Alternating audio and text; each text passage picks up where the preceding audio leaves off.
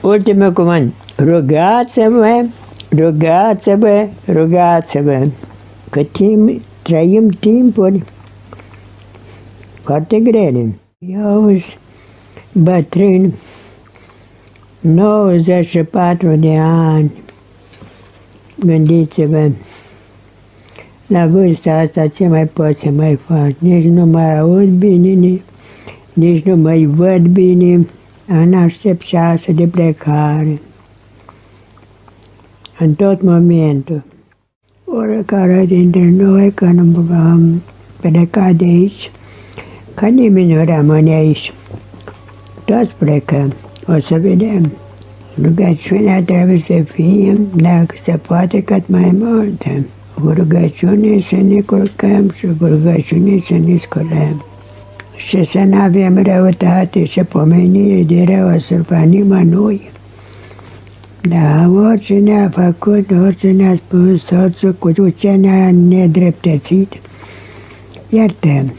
Că Domnul ne-a iertat pe noi, pe toți.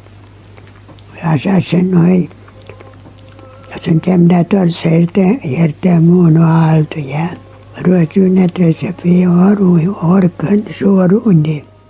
Rugăciunea nu încetează pe pământ niciodată datorită monahilor creștini și monahilor întotdeauna se înalță către cer, la Dumnezeu. Fără rugăciune nu este mântuire. Prima treaptă în rugăciune, Doamne Iisuse Hristos, Dumnezeu miluiește-mă. Și n-are trepte, asta-i. Miluiești-mă sau mântuiești pe tot aceea. Numai dacă știm teorie și nu facem, dar nu ne-am folosit cu nimic. Că mintea noastră în altă parte, nu ne-am folosit cu nimic. Vrea Dumnezeu ca să nu uităm de El niciun moment. Nimeni nu se laudă decât se roagă. Dacă se roagă cu adevărat, toată rugăciunea cu smerenie se face. Nu e ușor să ții mintea acasă permanent. Ea se duce ce-a văzut, ce-a auzit, ce-l interesează, dar omul care se roagă nu are niciun interes decât cel mai mare este să se roage și nu slăbească deloc legătura lui cu Dumnezeu prin Sfânta Rugăciune. 10 noapte, oriunde ai fi și oricum ai fi. Mă interesez ca mintea să fie aproape la Dumnezeu.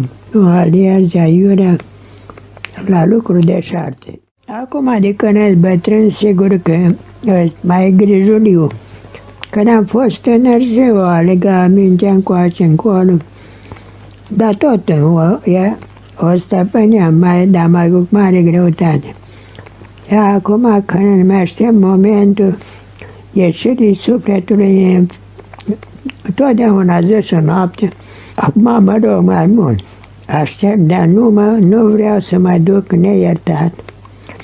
Când încolo nu este pocăință, numai aici. Și nădăjduiesc. Nu pot să-L oblig eu pe Dumnezeu să facă ce vreau eu.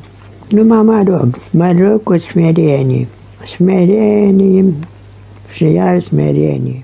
Ultimul cuvânt, asta e tot ce repet.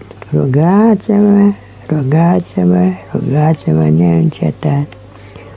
Oriunde am obosit, fraților.